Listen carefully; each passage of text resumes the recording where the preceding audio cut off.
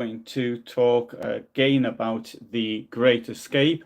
It is almost the 81st anniversary, and I was thinking perhaps I should keep this one back until the anniversary actually comes around. But yesterday or day before yesterday, I had something for the anniversary of the 15th of March, and then I forgot. So I thought rather than potentially forget it, I'll actually talk about something I've been thinking about for some time. And this, I think, is quite relevant. Now, what I want to do actually is to talk about the film and what the film actually got wrong. And it's not even what the film got wrong in the beginning, because I think the first 2/3 of the film, approximately, the film's just under 3 hours in length. The first 2/3 are really good, and I think it accurately reflects upon life in the camp and the construction of the tunnels. And it's the final third which I really want to talk about, and I think there's a really good reason for this. The accuracy of the beginning towards the inaccuracy of the end. Now, there's some things when I do things about films which I do appreciate, that there has to be a certain amount of artistic license to make the film worth watching. In the case of The Great Escape, I do appreciate the fact that as the funding for it came from the United States, and the people who gave the funding thought that an American slant to it was really necessary, so they put in American POWs as part of the escape. Now, there were American POWs from the United States, I should say, in the camp, but they were moved out. But there was a large number of US prisoners who took part in the initial preparations, but there were none that actually escaped. Now, putting in the Steve McQueen character, also with that motorbike bit, I can accept that. It's not something I'd make a song and dance about being incorrect.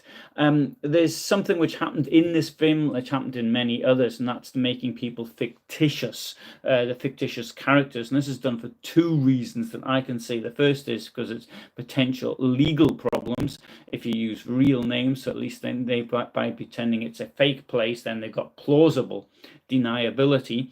And the second thing is they need to make composite characters. So you've got one person doing this, another doing that, and somebody else doing something else. Well, why not just make one character who is doing all three things, and therefore that becomes easier for the audience to accept. So all of these things I absolutely do accept.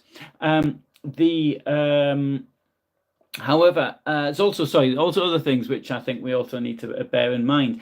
The film came out on the 8th of September 1963, so more than 60 years ago. It was made in Bavaria. It's near Munich. It was made. They made the POW camp, which appears to be very accurate, within the forest somewhere, and forest clearing they had. And as it was made in Bavaria, it reflects Bavaria a great deal. It does not reflect the area where these events took place, which was in today's Żagań in Poland. It's the northern part of Silesia. It is to the northwest of Wrocław. And indeed, if you went from Wrocław, formerly Breslau, towards Berlin on the motorway, you pass nearby Żagań, Żagań, as it was then. And but obviously they couldn't film it there. This was now deep inside the Soviet bloc, and it was out of access. Indeed, when it came to investigating the crimes that took place as a result of the Great Escape, it also was this was hindered by the fact of the Soviet occupation of Poland and of what was to become East Germany. Now, so all of that I can actually accept. There's some minor little mistakes, such as the tunnels weren't exactly where they were. They get the names of the tunnels mixed up with the, but they're just minor things. For example, it was Tom had the entrance was under a stove, when in fact it was Harry, or was it the other way around, something like that. But these are just sort of minor things which are incorrect. And now there's also something else, though, which I do want to point out in this, which was missed out in the film, and that is the presence of Canadians. Approximately 25% of those people involved in the escape, preparing the tunnels, were from Canada. And as far as I can recall, I don't think there's a single Canadian shown in the film. And there's another thing as well, which is that the amount of assistance they actually got from German guards. Now, by this time, it's not even probably that by this time people more openly anti-Nazi by end of 43, 44. Now, the guards at places like this were largely older people, or people who were not fit for duty elsewhere. So these were people who grew up in before Hitler came to power, and so they were adults in many cases before he became the Nazis were granted power. So in this case, many of these the guards themselves sympathized with the prisoners, and if anything, they were more on their side. So they could turn a blind eye to certain things, and it seems as though there were those who actually gave them documents, not in exchange for something, not because they were blackmailed. Undoubtedly, there were cases of blackmail, such as those that give chocolate to the guards or cigarettes or something, then asked to have a receipt for it just to show the others, and then they were blackmailed with that. Some things of that nature did happen, as you see in the film, where the person whose wallet goes missing, and then he's asked to bring a camera in exchange. Okay, that was fictitious, but that's the sort of thing that actually went on. What I really think the filmmakers got wrong is the weather conditions. And if you watch the film, then you see it looks as though it's summer, really nice weather. You've got Steve McQueen in a t-shirt. In fact, the weather at the end of March 1944 was unseasonably bad. Now, in that area, myself, in 2012, in May, 8th of May 2012, it snowed. So these things can happen now. But the day before the escape took place, it snowed, and this had a huge effect on the escape itself. And this is something which I think is completely overlooked. And so it wasn't at all. It made it seem much worse. The reality was far worse than what was shown in the film. In the film, you've got the group of people that they go to the railway station in Zagen. Now, if you look at a map today, you go on Google Maps and you can see where the prisoner of war camp was, and you also see where the railway station is today. And so it's only about 500 meters away from where the prisoner of war camp was. And now to get there, you had to go through the forest, and and then there was a entrance via a underpass to the station. Unfortunately, because of for the prisoners, because it was during a blackout, so they couldn't find it, and so many of them actually missed their trains. Strange enough, on the very night of the Great Escape, there was an air raid on Berlin. This was one of the largest raids up until that time, and because of the same weather conditions that brought the snow, also knocked the planes off course, and so they ended up bombing things they weren't supposed to bomb, not Berlin. Incidentally, there's also a case of one person whose plane was shot down on that very day, and who did end up in the POW camp, but the plane was on fire. His parachute had burned, and he jumped out of the plane when it was 5.5 kilometers up, and he survived. And anyway, so he was caught, and the Gestapo obviously didn't believe his story, that he'd survived without a parachute. He survived because it seems that he hit some the trees as he was coming down, broke his fall, but it didn't seem to do much damage.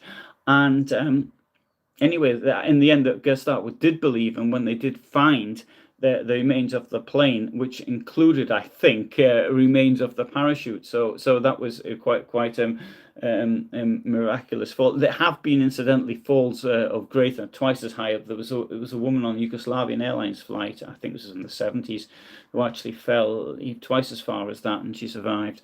Anyway, that apart. So the effect of an air raid, what it did was to sort of disrupt the escape. Now, to come back to the weather conditions that existed then, is that the weather meant that the first thing is that things were frozen, including the trap to get out of the tunnel. Now, in the film, it's not shown that there was any problems getting out. Indeed, there's a scene where he pulls down some vegetation, a bit of grass or something to show, and indeed, it took an hour and a half in reality to actually do that. Well, that wasn't shown at all. The next thing is, obviously, the tunnel didn't go out to the end where it was supposed to go. It needed to be dug another 30 meters or so. The tunnel itself was 102 meters in length. Now, if you think of that, that's like a football field. So next time you're at a football match or something, just imagine digging this tunnel. Now, how can we explain the error? Well, the first thing is, well, I think most of us couldn't actually guess lengths like that. And the second thing is, I think it's because the depth they had to go to actually even further disorientated them when they were sort of planning how far it was going to go. But there's also another theory, is that they actually took it, the forest itself wasn't like sometimes you see forest and it's like there's a field and suddenly there's a forest. But in this case, what you had was a gradual forest. So it started by one tree, two trees sort of thing, and then you get thicker and thicker and thicker. And I think what happened in this case is what they took it to where they thought the forest actually began when they started digging the tunnel, but some of the trees were actually cleared later in the course of the late summer of 1943. So and this sort of put the diggers out. Anyway, that's surmising there. So now the problem. Next thing is that most of the escapers didn't actually know where the tunnel was and which hut it was and all the rest of it. So they were being called into this tunnel. Now you can imagine the situation. This is roughly 60 centimeters by 60 centimeters, and they go into this tunnel. Now that's going to be pretty frightening in normal conditions, I think, and they had the electricity up. But imagine the situation. What is going to happen when you get the sudden, there's the when the air is coming through, and it was said even in the hut they could feel the cold air coming all the way through the tunnel. So you're going to get this blast of cold air. It's clear that you're going to get condensation from people's breath, which may be visible. Of course, the guards are looking towards the camp; they're not looking outside the camp. But that's going to upset. It's going to upset. The next, okay, the fear and the panic, and I think some kind of panic is to be expected in a situation like this. And next thing is they're carrying bags and things, or make-believe suitcases and things like this. And many of them hadn't been on the trolleys, which were being pulled down, so they didn't know how to place themselves. They've never, ever done this sort of thing before. No practice given. Obviously, they couldn't. And there were cases where people actually, one of the escapers had too big a bag, and it didn't fit, and it banged the side, caused a little cave in. And another thing which happened was when the electricity went up, because there was the air raid. Now in the film, this is shown in the film. So we'll be getting hundreds of people out right now, or something like Richard Attenborough says.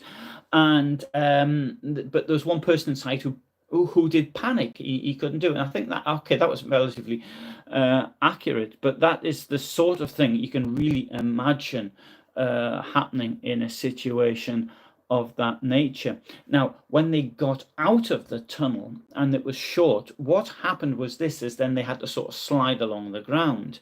but this left a trail. Now, this is very clearly written in Paul Brickell's book on which the film was actually based, and the trail going across. And so one after another was coming out and sliding across the ground, trying to get out. Now, this went on for approximately, 5 hours, 6 hours, but in small, much slower than was originally planned. And it was one of the guards came out to defecate, and then he did what he did, and then he noticed the trail in the ground, and then he fired off his warning shot into the air. Somebody in the forest thought was being shot at, and then we had this Nishisan situation, don't shoot situation, and then the the tunnels found. In the film, it gives the impression that the guards actually found the tunnel where it was coming from almost immediately. In fact, it took much longer than that. It took them an hour to work out where it was actually coming from, and then the mild-mannered commandant came in and started screaming and shouting abuse at the prisoners, and the prisoners were in a situation. I mean, everybody by this time was pretty frightened. In fact, they had very good reason. The Germans had very good reason to be frightened, because it wasn't the prisoners who were initially searched; it was the German guards themselves who were the first people to be searched. And this, it may seem illogical. And that's probably the reason that wasn't shown in the film. But think from the point of view of the local Gestapo and investigating authorities, that is precisely where they had to. One of the victims of the Great Escape, who's never mentioned, and I still haven't found the person's name, I've been looking for it for years, is the person who was shot by the German who was shot by the Gestapo for not reporting the theft of the electric cable which was used to illuminate the tunnels. And I think that or tunnel, and that is something I think we ought to remember. The next, okay, so now they've all gone onto the railway station. This is the bit you see. So on the railway station, that's my favourite scene actually from the film, when they're all on the railway station. And it seemed that because they'd missed the trains, they missed at least 3 trains. They had the railway timetables because the guards had given them to it. But they'd missed the trains, and then they were congregating there. One of the escapers actually had his papers checked at the railway station, but he was pretending he was Spanish, and he got away with it. Now, the main thing, though, which I actually wanted to discuss today was the escapers who went out on foot. Now, those who had linguistic ability and geographical knowledge were allowed to take the trains, and these are the ones who were shown in the film. But the largest, the majority of them, of these 250 were supposed to escape. Less than 10% were going to be doing it by using trains. There was only about 18 tickets or something actually issued, or they weren't issued, sorry, they bought. And if the people couldn't speak a language, then they were supposed just to walk south or something like that. And these people, the best stuff went to the ones that had the best chance of getting out. And though the others were called the hard asses, and they were just supposed to walk. But you can imagine the situation now when the temperature is going well below 0. They're walking through snow with shoes which they might have been captured in some 4 years earlier. I mean, if you take the case of Roger Bushell, for example, there was the one played by David Attenborough. In the film, he was captured in May 1940, and he'd made a number of escapes. And so you've got shoes which are probably wet through as soon as they get out of the tunnel. They don't have proper clothes. They don't have sleeping bags. And 1 or 2 of them might have had blankets. But bear in mind that to get through the 60 centimeter square tunnel, and then the conditions that they would have been in. And it's these people, above all, those are the ones who were captured almost immediately, and they were taken to Goerlitz, to the Gestapo in Goerlitz. Now, on my channel, I have dealt with the Gestapo in Kiel in videos, and I've dealt with the Gestapo in Munich. So the murders which took place in Kiel and in Munich, I have described in videos. But what I haven't done, and as far as I'm aware, I don't think anybody's actually done this in any detail, maybe Guy Walters in his book, but it's those that were captured in Goerlitz, in the area around the camp. They were kept in cells. They were interrogated quite brutally. Now, I've described in videos the interrogation that took place in Munich, for example, which is almost on a very friendly sort of laughing together, sort of mates together sort of thing. It's like the Germans couldn't speak a word of English, but there's one of the POWs who spoke one or two words of German, and they were sort of laughing at the trying to do it. You see in the photographs on Kiel, there's almost as though in one case it looks as though he's got a smile on his face, but it's clear that these people didn't know that they were going to be killed, and they did the killings in such a way as that the prisoners didn't actually know. But as far as those who were taken to Goerlitz were considered, they were brutally interrogated with guns stuck in their faces, with probably the use of violence, and then they were taken out and they were shot after several days. There were one group of 10 and the second group of 7. So that's not shown in the film at all, and that was made the Great Escape something which ceased to be in a way sort of a heroic adventure story. Now it still means that these people are absolutely heroic for what they went through, but it puts everything in a much blacker light, a much darker light, and this is something which isn't shown in the film. I understand why it wasn't shown in the film. It doesn't get much attention in the book that the film was based on, and it is largely unknown. And now I've actually started the reason I started doing this was I started thinking about it because I started preparing a video on the Gestapo in Wrocław, Breslau. And the character there, this character Sharpwinkel, who interrogated and then murdered some of these prisoners, and so that's how this idea to do this actually came up. But it also occurred to me first time ever yesterday, if I'd have been in there, I would probably have been put in the first group, although I wouldn't have wanted to have gone because I had the linguistic knowledge and geographical knowledge. And although I think I'd have been most relieved if I'd been in the hut, and then somebody said, "Oh no, I don't have to go at all." So anyway, these are the things I thought I wanted to actually mention. Well, there's another thing I do want to mention as well. Sorry, I should have written it all down in on my the film shows 3 assaults on Germans. So no German was assaulted at all. For example, when they steal the aircraft, one of those attacked. There's Steve McQueen. He pulls a German off his motorbike, and what's the other one? Whatever it was, I've forgotten. So you've got 3 attacks. There was no assaults on any German staff at all. And I think they were taking a dim view of that. I do appreciate that they were at war, and the idea of David Attenborough's character, Roger Bushell, real name, he wanted to set Germany alight, so to speak. He wanted to create so much mayhem that they'd be searching for them. And in that, he absolutely succeeded. He probably succeeded beyond his wildest dreams.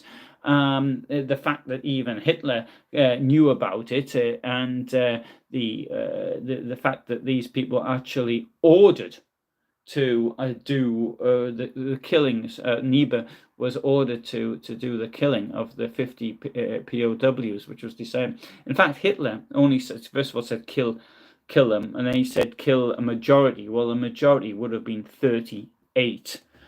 So 12 people died unnecessarily. It's noticeable that of the 50, 20 or 21 were British. The rest were from other countries. And of the 3 escapers, 2 were from Norway and the other one was from the Netherlands. And the 2 Norwegians managed to get themselves to Sweden by getting on a boat in Stettin, which is shown very clearly in the film. The other one, the third one, I remember the attack now. The third attack was the resistance attack, and the other one, the Dutchman, he went to his home, and he was living in that area, his home area, and from there, after a while, he said he'd better go to through France to Spain, and that's how he made his home run. Oh, sorry, there's also, the McCallum one. Sorry, there's another attack. So it's like 4 now, isn't it? He shot the Gestapo agent, didn't he? What I always thought was the railway station at Wrocław in Breslau. Although, to be quite honest, it looks nothing like it, as I use it quite frequently. And it looks the same today as it did then. I've seen pictures of it. Okay, so I've sort of gone through that one very quickly. I'm going to actually go back there to I haven't been to Zagen for many years, and now I have recently uploaded for Prime views. I've uploaded a number of POW camps, such as the one in Marienburg. I've got the camp at Stargard, which I've put, and the one at Zeitheim. I've done the one in Mühlberg. So I've got these camps, but you don't really see much of them in Zagen because of the Great Escape. And now there were 50 Western Allied prisoners, POWs, who were murdered. But at the same time, it needs to be remembered that there were tens of thousands of Soviet POWs who were murdered, and they never seemed to get a mention. Anyway, good. So let's have a look at some of the points you have made. So I'll come on to the questions if I can. So hello, Craig, Marco, Robert. Robert says, great movie with Steve McQueen and all the other actors. Yeah. Oh, here's a good point. One of the people who was in the prisoner of war camp was Peter Butterworth. Now, he met there the person who created the Carry On series, and I've forgotten his name. His name starts with a T, his surname. Anyway, it'll come back to me. And Peter Butterworth was an actor, or he became an actor when he was in the POW camp, and he applied to be in the film The Wooden Horse. And he was refused because they said, the people making the film, that he didn't look heroic enough. He didn't look as though he'd been in the POW camp. And he was one of those who actually assisted in the escape. Now, Peter Butterworth, British actor in various Carry On films. He died in 1979, aged, I think he was 67, if memory serves me correctly. Okay. Anyway, so Mark also thinks it was a great film. Rowan, hello. And Robert's seen the film 50 times since it was made in the 60s when he was a teenager. Never get tired of it. Very much like Escape from Alcatraz with Clint Eastwood. I've never seen that film. I know what it's about. But I had a dream about a year ago on this film, the Escape from the 1963 Escape, and I had a dream about it. I can't remember exactly what it was, but I haven't seen the film. Anyway, Elena says, for me, are things that don't have a connection. Oh, well, that's the sort of thing. It happens. Robert, I love the way the Gestapo agent tells McCallum good luck in English as he boards the train, and he answers in English instead of not understanding, giving himself away. Actually, that wasn't Robert. That was Hudson from, what's his name? Gordon, forgotten his name now. Gordon. I played Hudson. He was in The Professionals. Whatever. Anyway, him. The name will come back to me as soon as I stop doing this. What actually happened? It would seem that this story is actually true. It would seem, because Roger Bushell, he escaped from the camp with somebody, Rene Schneidelhaus. Forgotten the name. Anyway, whatever. Schneidelhaus, something like that. He was from France, and they got as far as Saarbrücken, and it would seem that one of the Gestapo had said something to him, maybe not good luck, but he said something and he got a response in English. And it would seem that this was the way he actually he did get caught in this manner. Now, it would be illogical to think that the French person had actually said it, so it was probably Roger himself who said it. Now, just this something to me last week in the corridor. I was walking down and somebody said to me, I presume actually what they said was good morning, but I didn't hear it in English. For some reason, I heard what they said to me in German, and I responded in German. And I don't know, I can't explain that, but that's the way I do. But often I can say the word, if it's like something like "be careful," if somebody started crossing the road in the centre of London, I shouted at them, "No." And I shouted it in Polish. You look the wrong way. My reaction to say the word "excuse me" or something like that, but it's usually to say it in either Polish or in German. Even when I'm here. So these things are, I think this is sort of natural in a way. Anyway. So, and Marco says, this is to be remembered, the thing that is historically inaccurate, and you know it, the SS, the evil Wehrmacht, the humans. Oh yeah, sorry, I'll rephrase that. SS, evil, Wehrmacht, humans. Yeah, to a certain extent there is, but we've had a number of now exhibitions and things about the crimes of the Wehrmacht. I actually put one up the Friday before last about the massacre at Krasnoscheltz, which was committed by a Wehrmacht unit. But at the same time, it needs to be pointed out that as far as Krasnoscheltz was concerned, the people actually took care of the survivors were also Wehrmacht people, and they were put into a Wehrmacht hospital. Elena says the story started in Vienna. Right, in Vienna, yeah, there was somebody who escaped to Vienna and then was caught on the border between the former border between Austria and Yugoslavia. That was before April 1941 and the invasion of Yugoslavia. Okay, thanks very much for watching. That was an idea I had. Actually, I thought I'll do what I feel like if I'm doing something like this. So I'll try and do another video of this nature tomorrow, either on a former video I've done in the past and go through the comments, or just something which happens to be bothering me at the time. But for the moment, all the best from me in London, and bye for now. See you, Craig.